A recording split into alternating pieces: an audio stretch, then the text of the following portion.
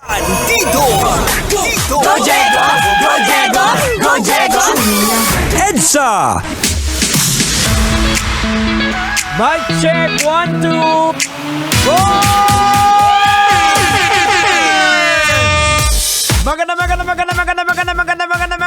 Magandang gabi sa mga natatraffic.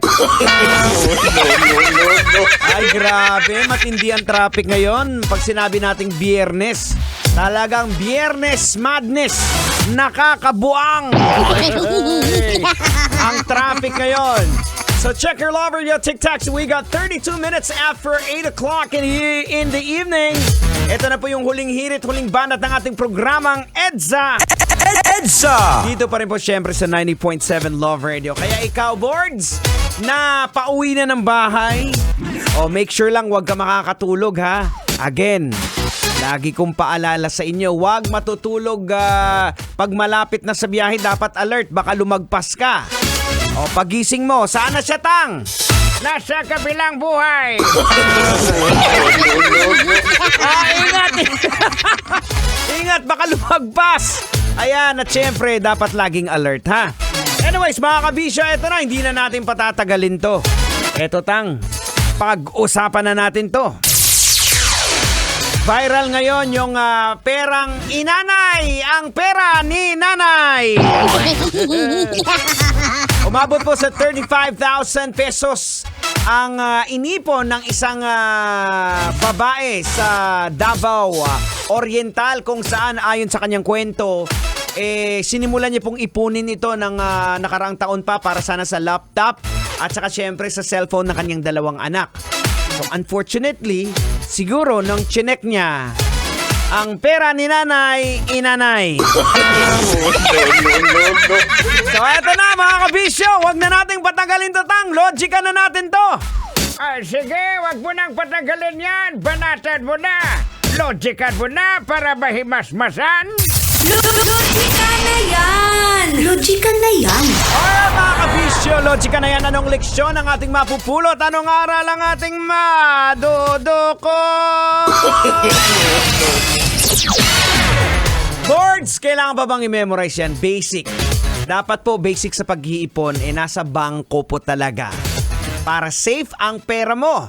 Kasi hindi rin safe pag sa alkansya, di ba?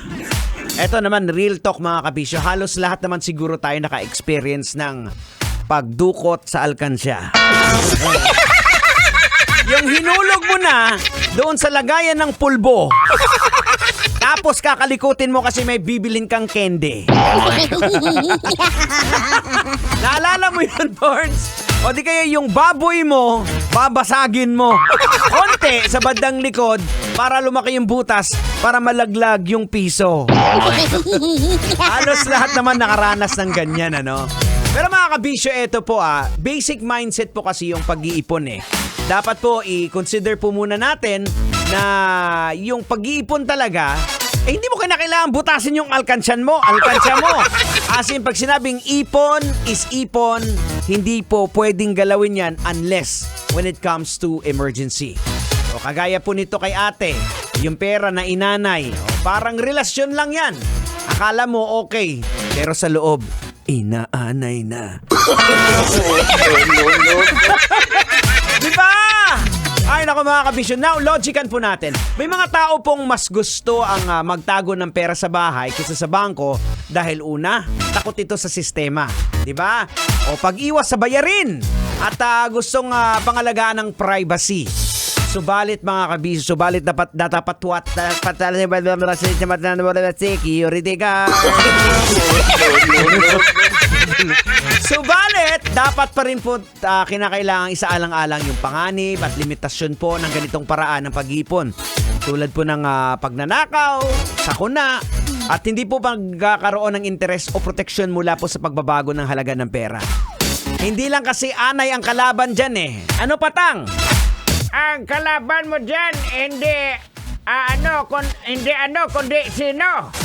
Ano ibig sabihin mo, Tang? Sino? Kundi yung asawa mo?